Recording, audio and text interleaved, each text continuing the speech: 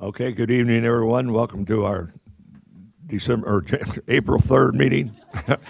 December, January, March, April, what difference? Welcome to our meeting this evening anyway. If we'd all raise or stand and say the Pledge of Allegiance, please.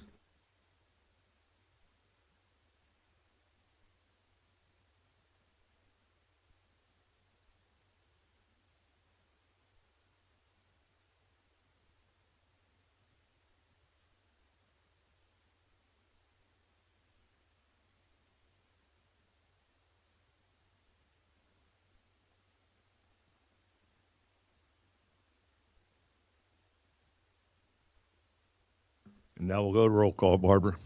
Farmer, Here. Henning, Here. Gorman, Here. Merkel, Here. Kelly, Bachman, Here. and Stevens. I move to excuse Mayor Stevens tonight from the regular meeting. Have a second. Second. We have a motion and a second to excuse Mike Stevens.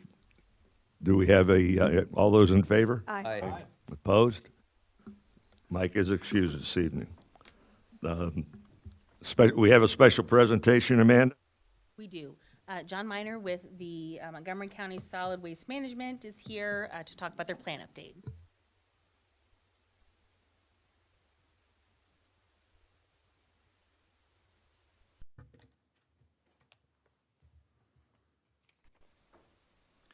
Good evening, members of council, staff. Thank you for having me this evening. I'm not going to take too much of your time. I wanted to give you a little bit of background of the history of all of this. In 1956, a long time ago, the Montgomery County Commissioners formed a garbage district under the statute. Fast forward to 1988, Ohio passed their solid waste management law, also known as House Bill 592. That bill basically required all counties throughout the state to form solid waste management districts. As part of forming those districts, they also required them to write a solid waste management plan that complied with the state solid waste management plan. And there were two primary goals that the original plans were designed to, and they still have those. We have 10 goals now, but there's still two primary goals that are important to Montgomery County residents and businesses. And that is, one, we have to guarantee in that plan that we have provided capacity for solid waste disposal for a period of 20 years. That just simply means that either through contracts or through commitments from solid waste landfills, either in Montgomery County or regionally, that we can show in our plan that we have that capacity. We have done that with this plan and every plan prior to that, either through contract. We currently have one with Rumpke and Waste Management Stony Hollow landfills. Current permit allows for up to 24 years of capacity currently at the volumes that they're taking in. Obviously, that can diminish, and so we watch that closely depending on how much their volumes go up and down. The other goal is we also must reduce the amount of waste on commercial and residential by 25%. There was also another goal at one time established where we also had to assist industrial sector in reducing waste by 60%. The industrial sector didn't need our help. The average in Montgomery County for the last 5 years has been 92% done by the industrial sector. So they're far and above. So Ohio EPA basically looked across the state and realized that the industrial sector is going far above and beyond what they need. So that goal has been removed, but the 25% still stays in. The other thing that we must do in this plan is demonstrate programs that meet the state priorities, state plan priorities. And as many of you probably know, at the solid waste facility, we provide recycling services, cardboard recycling, tire recycling, oil and antifreeze recycling. We have a household hazardous waste program. We also provide yard waste programs for the residents free of charge. I will say that the tire program, because we've been getting a lot of tires lately, the tire program is free to the residents. They're allowed 10 free tires a year at no cost. If they exceed that, they must get a waiver from the health department. But that is a program that we do offer free of charge to Montgomery County residents.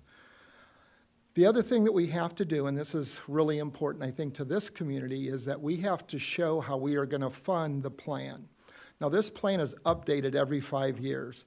So I was last here back in 2018 and 19, getting the plan ratified.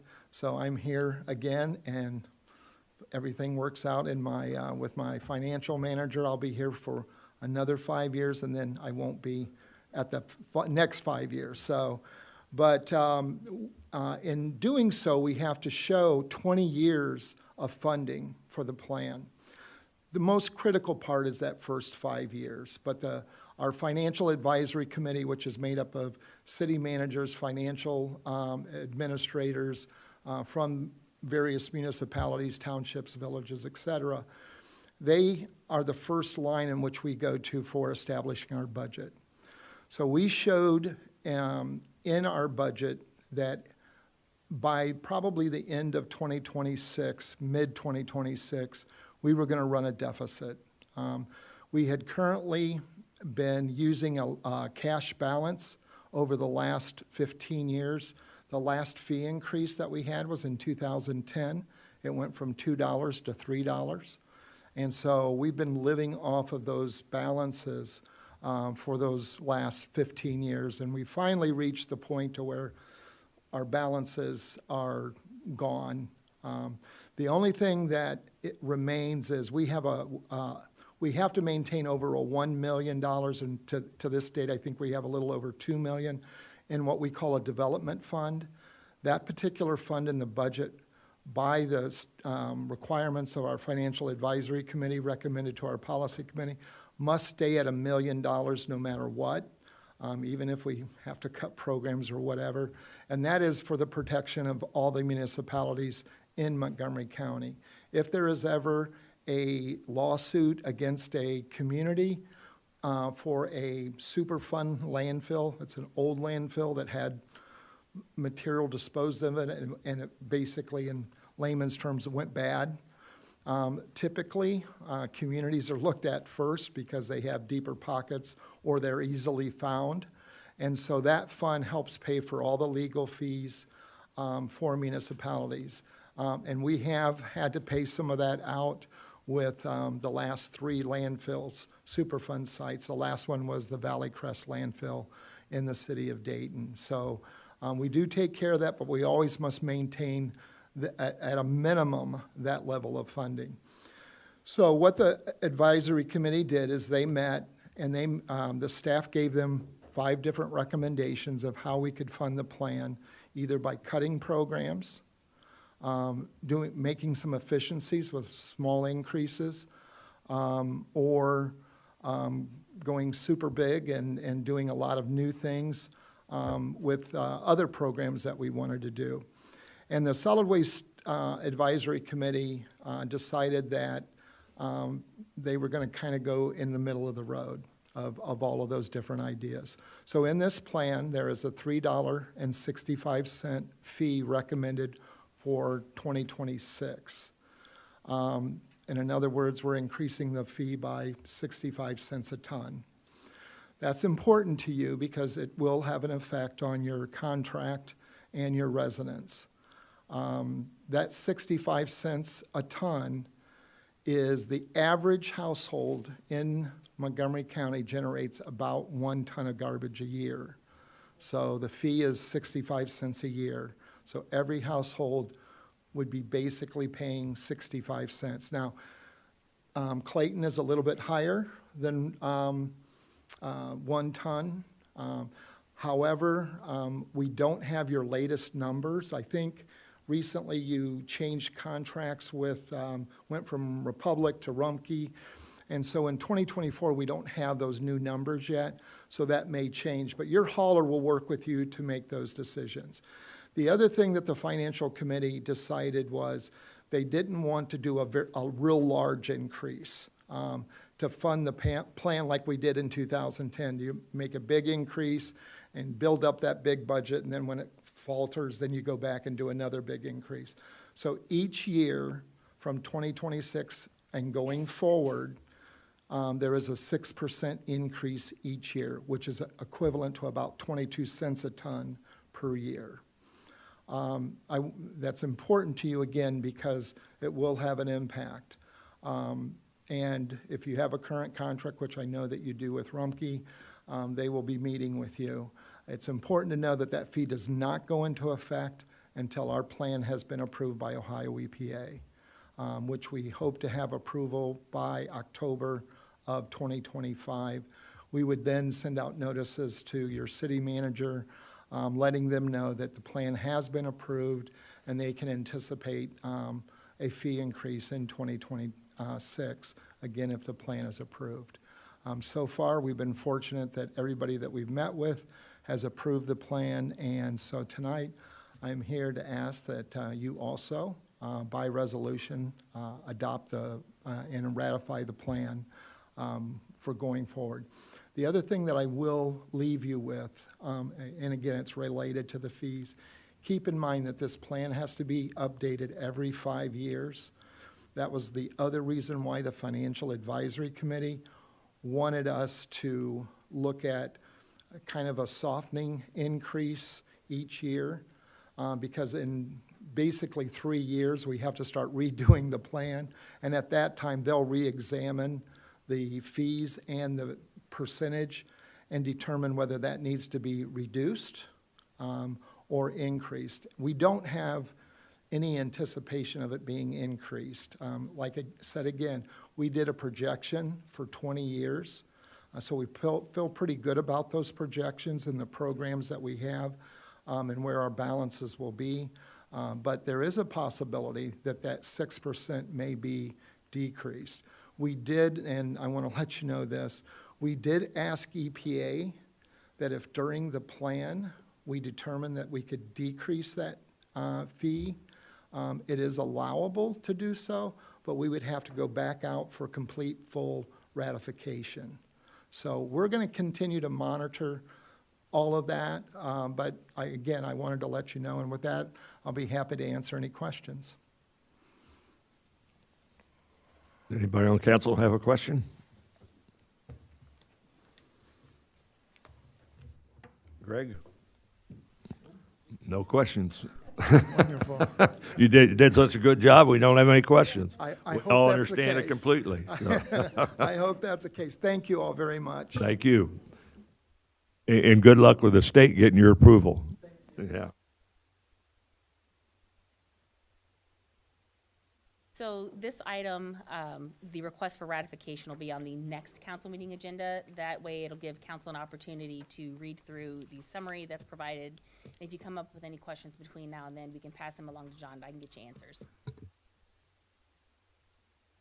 Okay, next we will have the clerk's report. Okay, first before you, you have the council work session minutes of March 20th, 2025. For approval. Second. We have a motion by Ms. Kelly, a second by Ryan. All those in favor? Aye. I have to abstain. I was not here.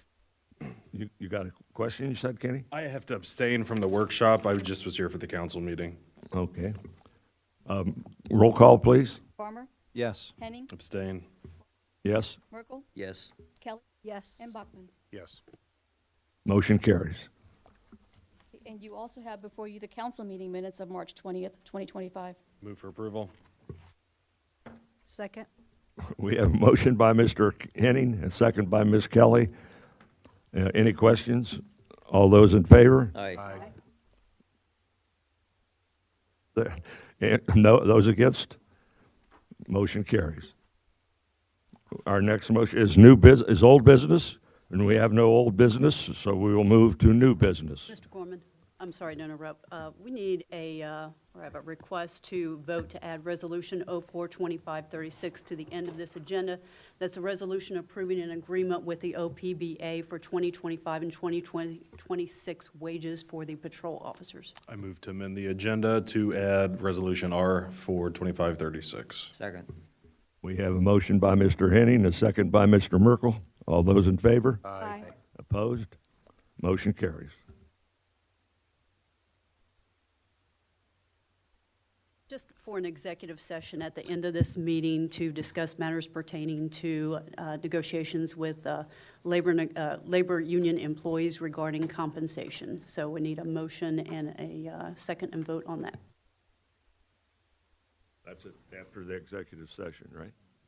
That's at the end of this meeting where the executive session Right, is noted on the agenda. Yes, sir. Okay, and then we can move to new business. Okay, Clerk, Barbara? Resolution R042532, a resolution approving amendments to the public records request policy for the city of Clayton relative to costs associated with law enforcement dashboard camera videos and/or body camera videos. Elaine? Good evening. It's our lucky evening, isn't it? It is, isn't it? It's been a minute. I'm glad, yes, I can be here this evening. So as you are aware, we do have a public records policy that was amended and approved back in March of 2020.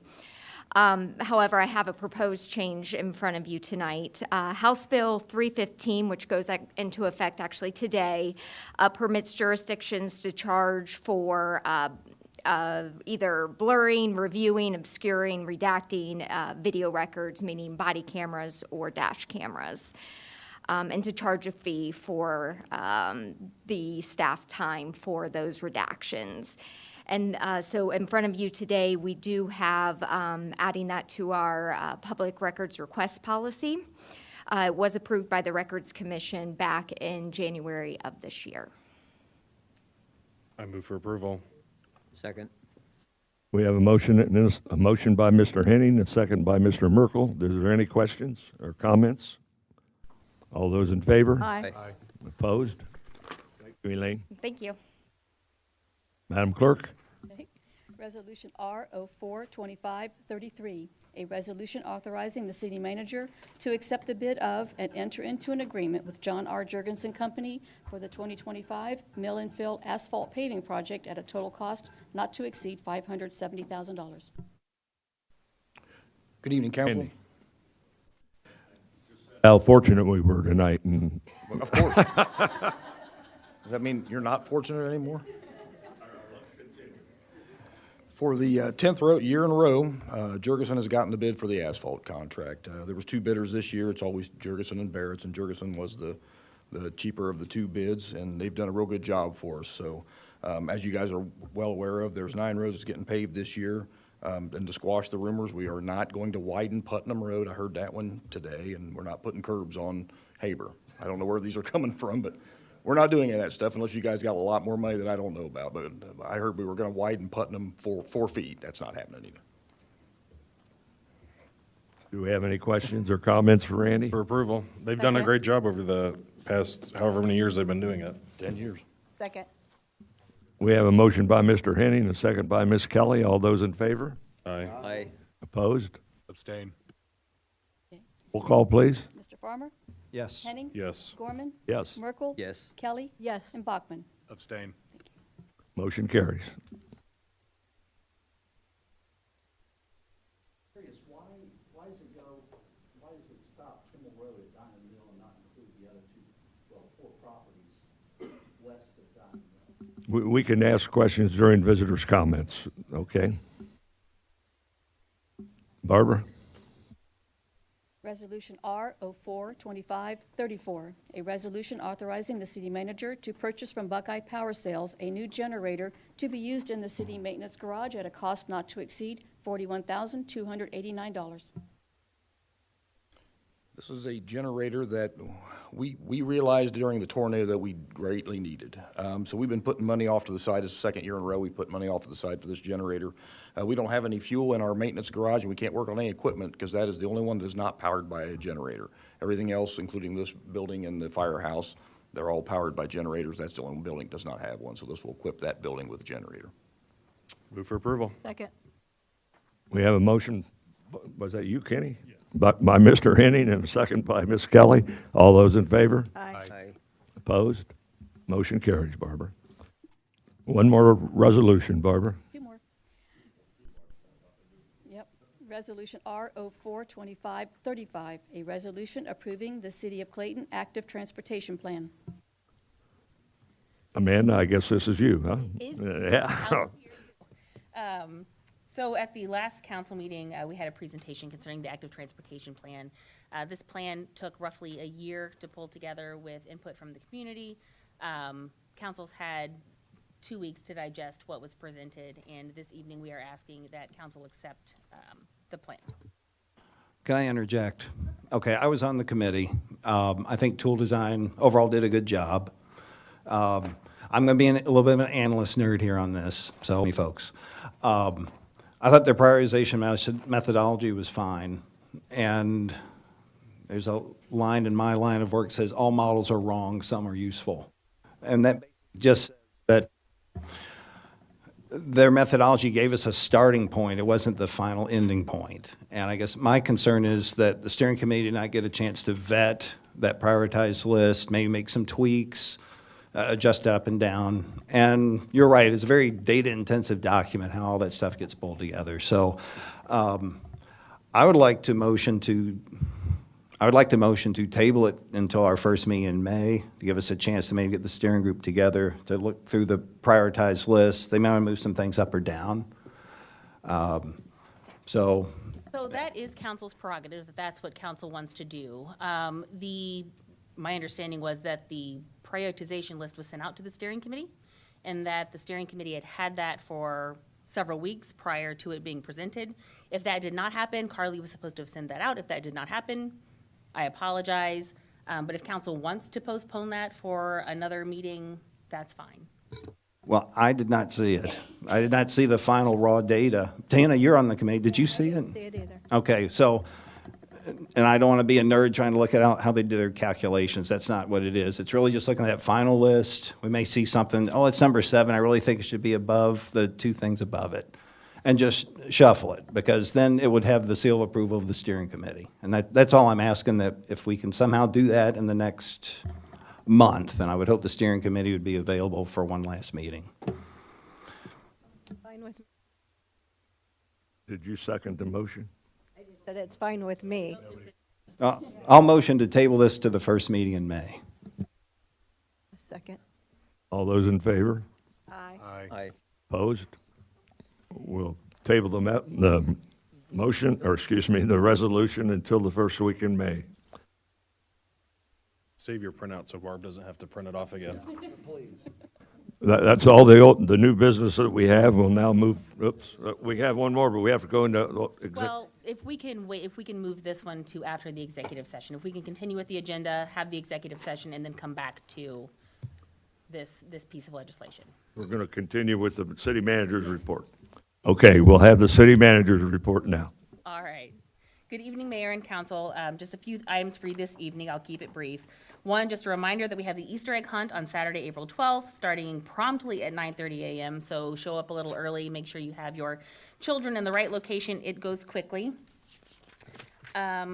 We do have, just as an FYI, a contract with Miami Valley Lighting through MVCC. They are the one that kind of aggregated everyone and is doing that work. So we have a meeting on April 10th to discuss that. All the city managers do. And then council will be asked to provide legislation that would allow MVCC to negotiate the contract for our lighting contracts throughout the city. And then we'll go through that process and then bring the final numbers back to council. The North Mountain Golf Outing is Thursday, June 5th, 2025, from 8 a.m. to 2 p.m. at Meadowbrook at Clayton. Please let staff know if you plan to attend. I do think we get a party of 4. So if you want to go play golf that morning, let me know and I will get it to Angie. Mr. Farmer had discussed council rule changes, and I looked at dates that we could potentially have a work session prior to council. So we have the April 17th meeting, May 1st, and May 15th meeting.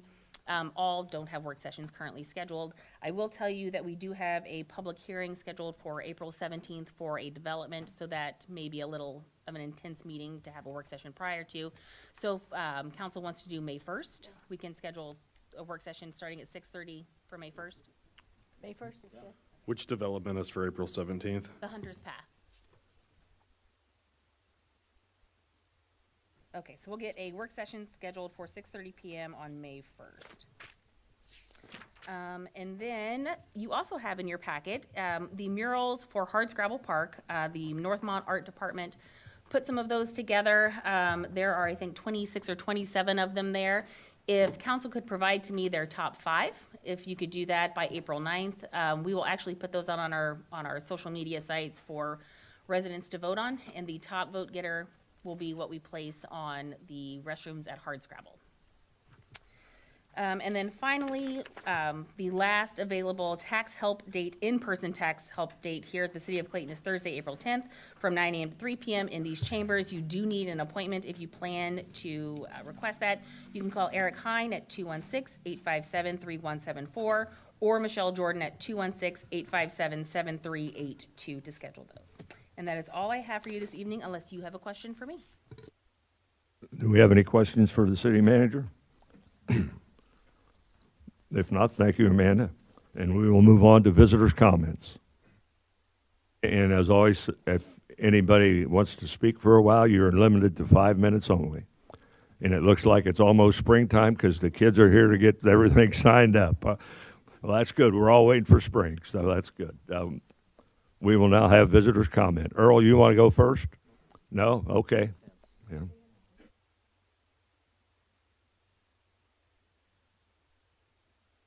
Sam Cox, 209 North Kimmel Road. I just had a question on the paving for Kimmel Road. We're paving all of Kimmel Road up to Diamond Mill, and there's 2 houses to the west of Diamond Mill, and we're not getting our road paved. And I don't know why it's been so long or why we're always overlooked.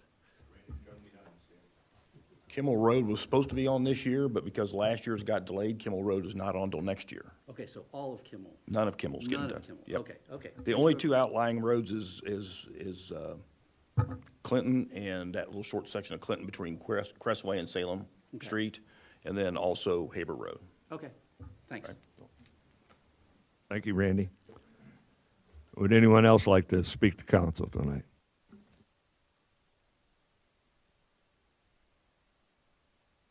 I'm sorry, we need your name and address also, please. My name is Patrick Ernst, and my address is 455 North Main, Englewood address, Clayton residence. Ordinance number 012502 was approved by City Council on the 6th of March based upon a 4-3 vote. Immediately after this council meeting, the Petitioners Committee provided a letter of referendum seeking repeal of the ordinance to the law director in accordance with the city charter, Article 10. We received the packet of partition farms and instructions on the 13th of March, a full week after the ordinance was passed, given the committee only 23 days to collect the necessary number of 595 signatures from the electors. Today is day 29. This morning, the Petitioners Committee filed 37 part petitions totaling 1,043 signatures with the Montgomery County Board of Elections. I stand here with 2 packets of copies of the part petitions to be hand-delivered to the city manager and law director in accordance with Charter Section 10.02. Once certified by the board, it will be up to this council to reconsider in accordance with City Charter Section 10.04.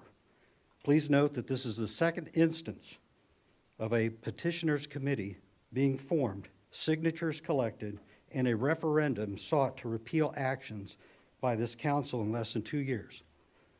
It is necessary, since the citizens of Clayton were not heard during all of the public meetings regarding this specific rezoning and the development plan. It should now be up to the people to directly voice their concerns through a vote in November. I would hope that this time the members of the council would listen. Thank you. Thank you, sir. Would anyone else like to speak to council? Earl? Oh, excuse me.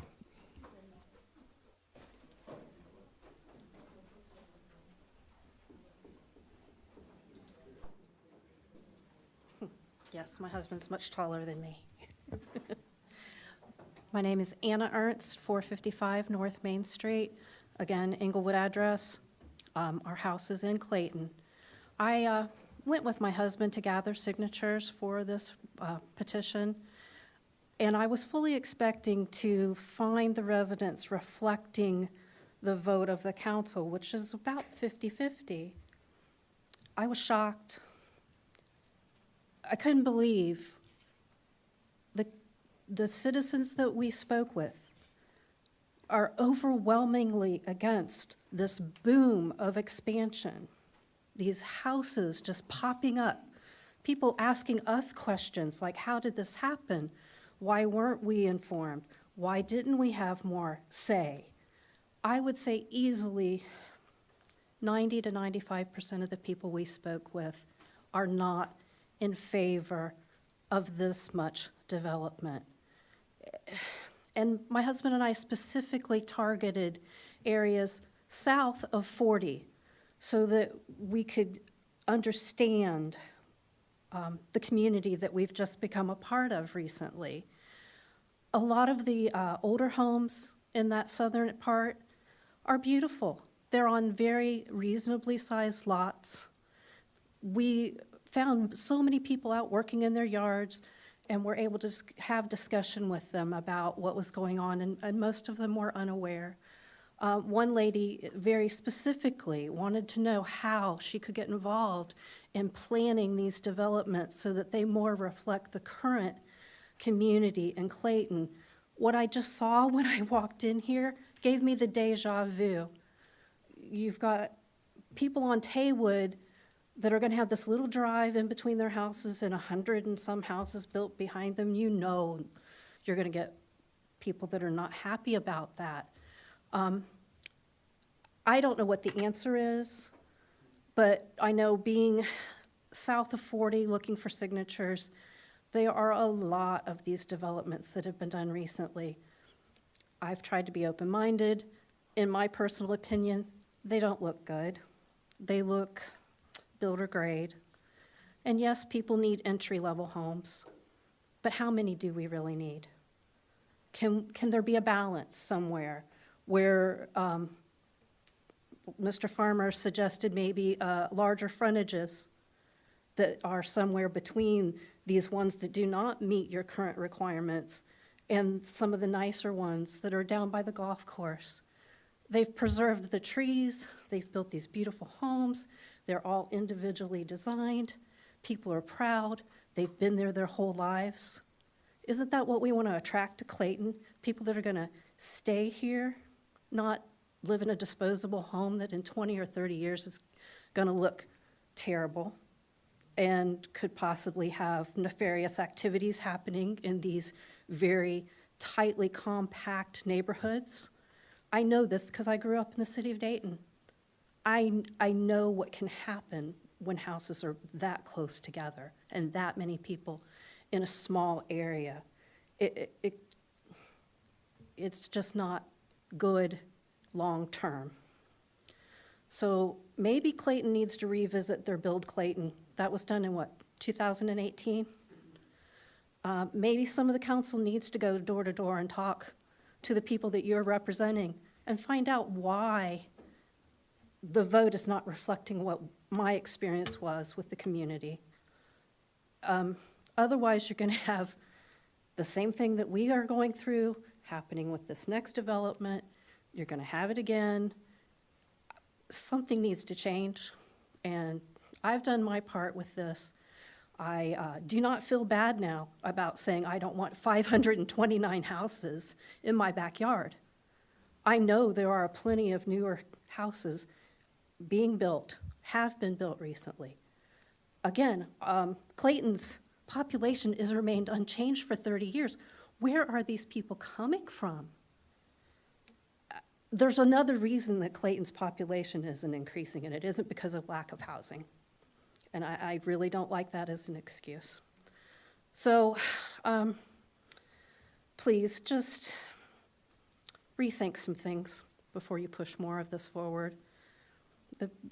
The people are not in favor of this. Thank you for your time. Thank you. Would anyone else like to speak to council?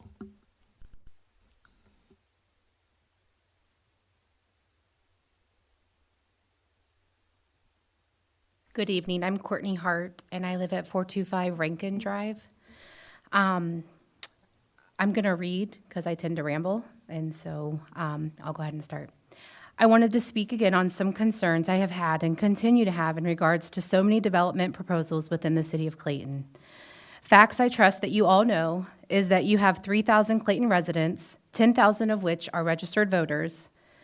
Your Clayton residents just 2 years ago had a petition where the votes were 77% in favor of the Keep It Rural. That's significantly over the majority of your residents. Our current petition that you were just handed tonight has 1,043 signatures, which I'd like to mention, we were set back on getting signatures due to the fact that the city of Clayton delayed getting us the packets that we needed. And I believe that you would be seeing more signatures if that hadn't been the case. But I digress.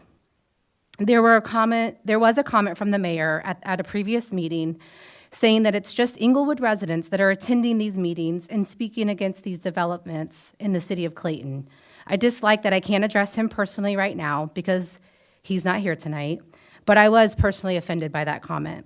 Yes, I am an Inglewood resident, but this is still my community. I love this community. I am invested in this community. I serve in this community, and that's why I'm here. I was also a Clayton resident. That was my first house that we ever purchased. It's now no longer there because it got destroyed in the tornado a few years back on Sweet Potato. But again, my feelings don't quite matter in regards to what you need to do for the city of Clayton, as I am not a resident anymore, so that's fair. I have, however, been door to door talking one-on-one with your residents, along with 9 other of my peers. Have any of you? I would like to ask each of you some questions with these above comments in mind. Do you truly feel like the Clayton residents want you to approve these developments? Remember, the majority of your residents don't want this, and they have voted this way. I just told you how many people signed our current petition for the Sweet Potato and Main Street development. Therefore, I'd expect the votes to be the same and turn it down this November. Those people signing the petition and voting no are your residents. Those are the people of Clayton speaking out. Are you going to start taking what they are telling you into consideration?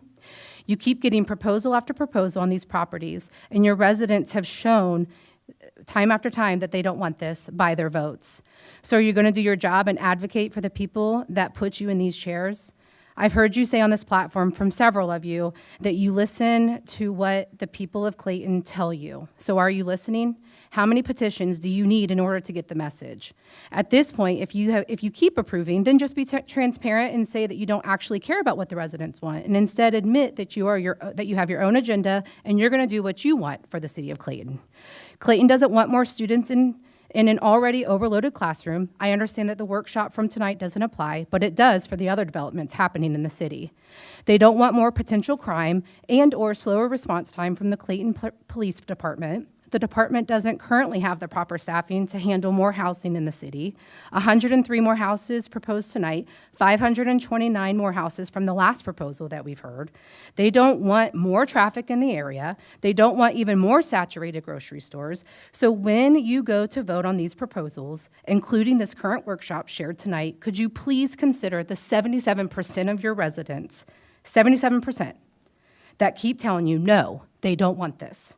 Please consider these things. Thank you all for your time. Thank you. Would anyone else like to address the council? No? You're not here tonight, huh, Earl? Okay. All right, then we'll go to council member concerts, and we'll start, oops.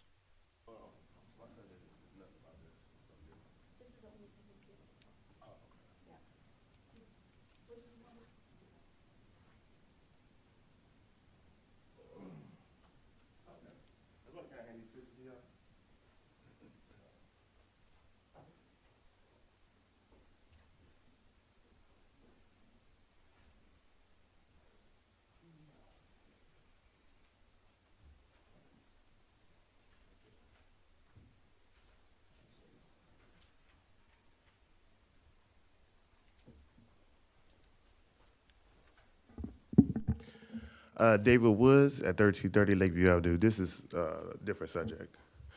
I have a complaint about Kettering Main Campus Hospital.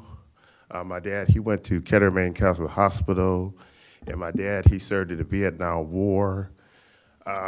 Basically, Dr. Nicholson gave my dad an infection that killed him. And also, I seen him do a monitor, right? And my dad was screaming at this infection, right? And they had this pretty white woman. She was a chaplain. She had long black hair and beautiful. She was like 30 or 35 years old. And she prayed for my dad, right? And then, as she got done praying, the male nurse, my dad was screaming from pain, and he had like a seizure. And he was grabbing his arm because the infection was ripping the skin a little bit apart. And my dad's a preacher, and he served in the Vietnam War, so remember this. The male nurse slapped my dad in the face. And then he grabbed my dad. My dad went unconscious like this. And then the male nurse grabbed my dad's face like this, choked him like this, and then choked him in the throat, and they cut the camera off. And then the next day, he got critical. Then he went in shock, and he went brain dead. So I consider that murder to me, but they didn't say that. So then a week later, they went ahead and let him pass away. But I'm my dad's main power attorney medical. And I don't know what channels they went to, if they went to my brothers and sisters or not to do that. But all I know is they weren't allowed to do any kind of decision unless I approve it, since I'm his main power attorney medical.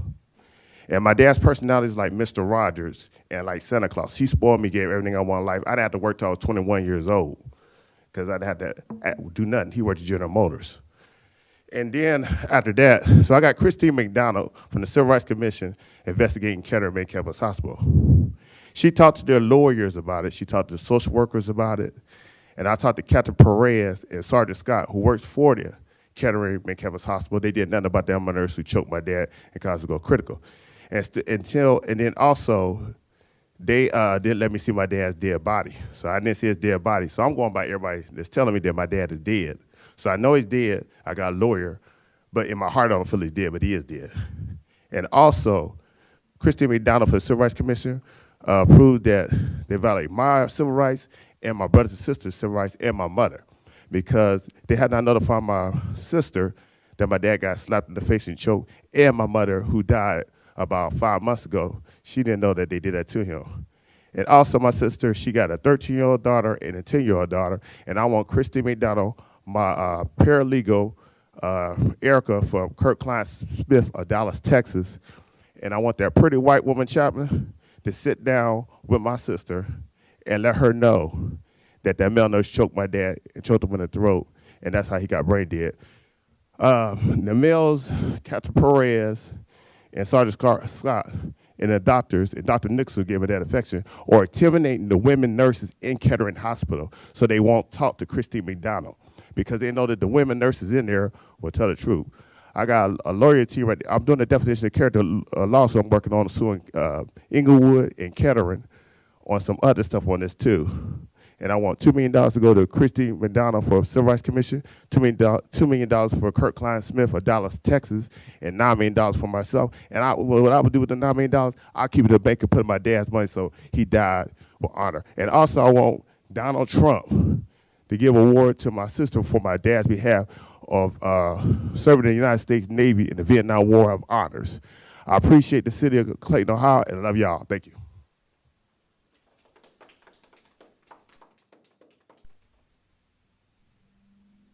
Anyone else like to speak to council? Okay, we'll proceed with the meeting with council comments. We want to start with you, Brendan? Evening, everyone. Only thing I really had for tonight, I saw on our on the social media this week, the police department for the 5th year in a row, Lexpool Connect, gave them the gold level status based off of 5 metrics of performance for the department. I know the chief isn't here tonight, but well deserved. And if a lot of our staff and especially our police and fire, the gold standard that they gave was basically is going to be the minimum standard of what they try to achieve. So well deserved to them. And chief isn't here, but keep up the great work, guys. That's all I have. The only thing I have is to ask a question because I saw the forecast next Saturday, and it looks like it's gonna rain. So that's the Easter egg hunts, rain or shine. They'll be moved inside, correct? Okay.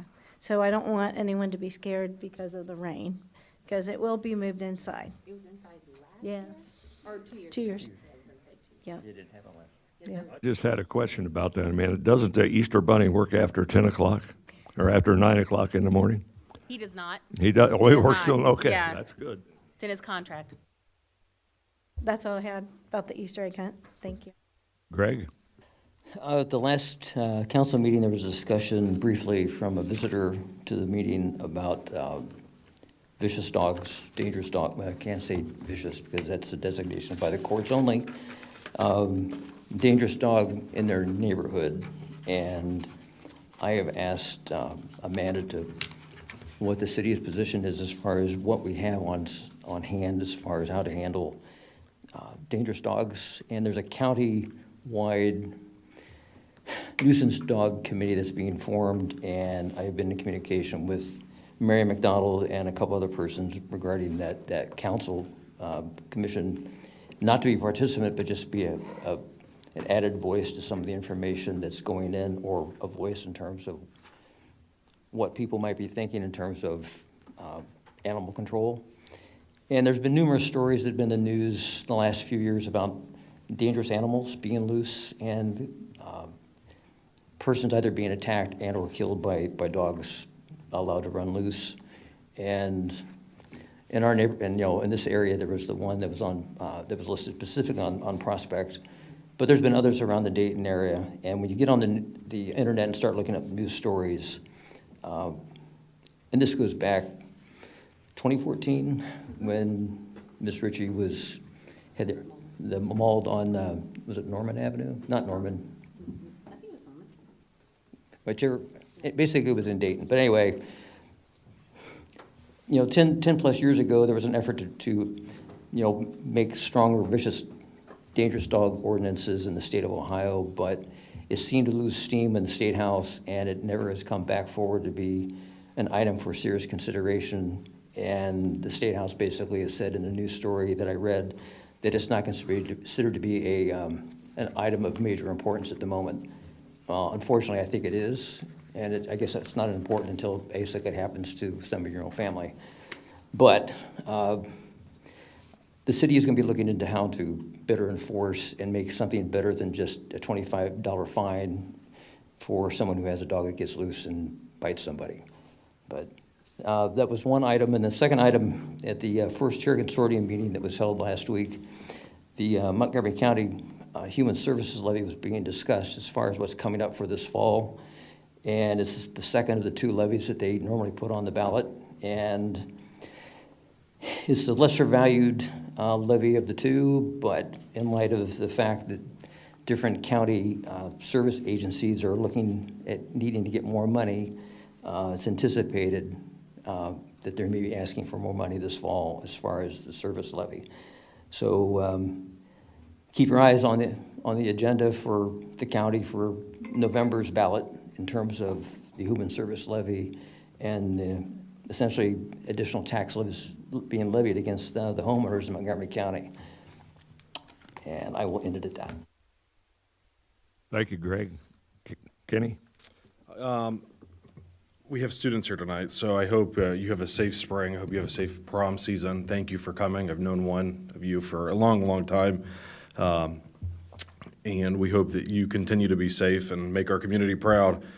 I would like to continue the conversations with the work that Amanda did for us in regards to dustless surface definitions. I would be in favor of having something more similar to Inglewood that doesn't allow the definition of suitable material capable of withstanding 1,000 pounds per square inch. Very subjective term. So I would be more in favor of doing a hard dust-free surface like they have defined.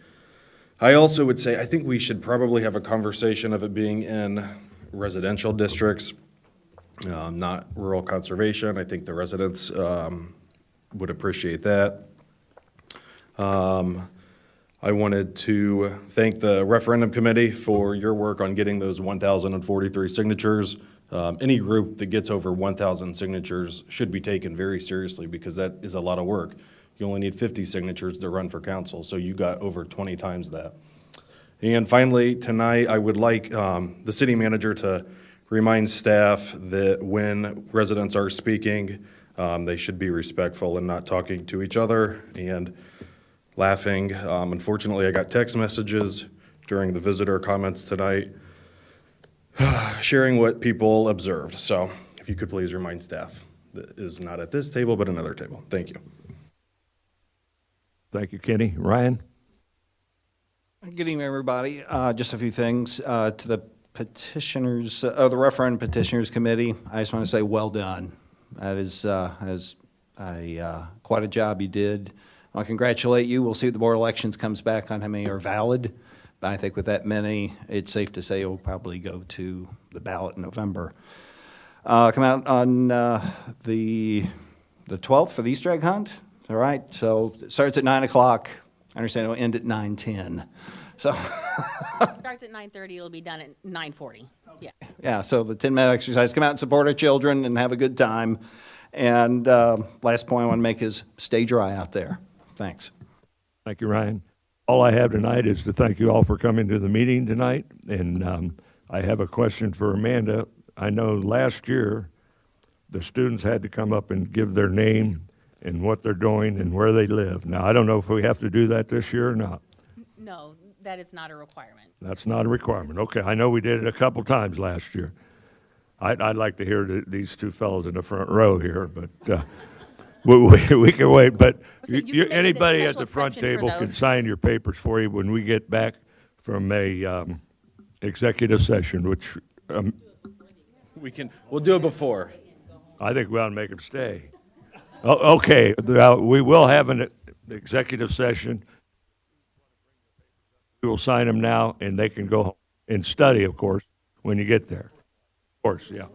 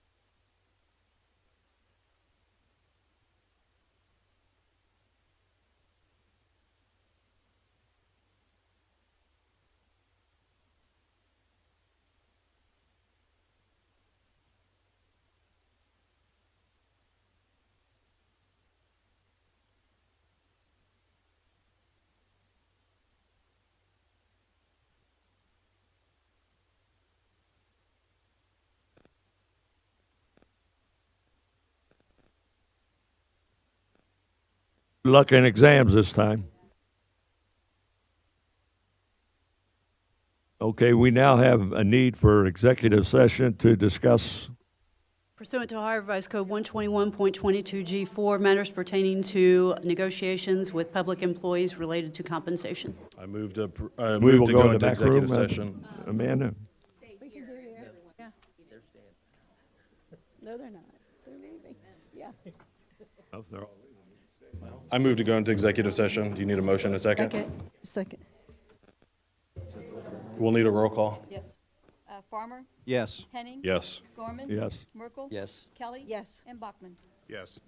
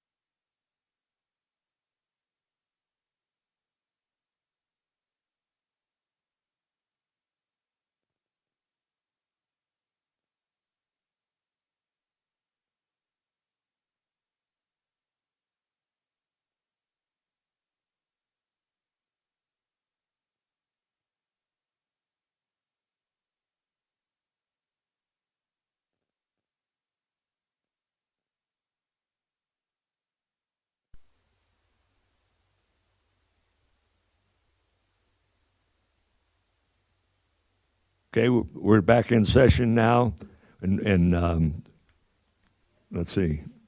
Barbara, would you read the next resolution, please? Resolution R 042536, a resolution approving a wage agreement for the years 2025 and 2026 with the Ohio Patrolmen's Benevolent Association for patrol officers within the Clayton Police Department. Move for approval. Second. We have a motion by Ms. Kelly and a second by Mr. Merkel. All those in favor? Aye. Opposed? The motion carries. Move to adjourn. Second. We have a motion and a second to adjourn the meeting. All those in favor? Aye. Aye. Opposed? The meeting is adjourned.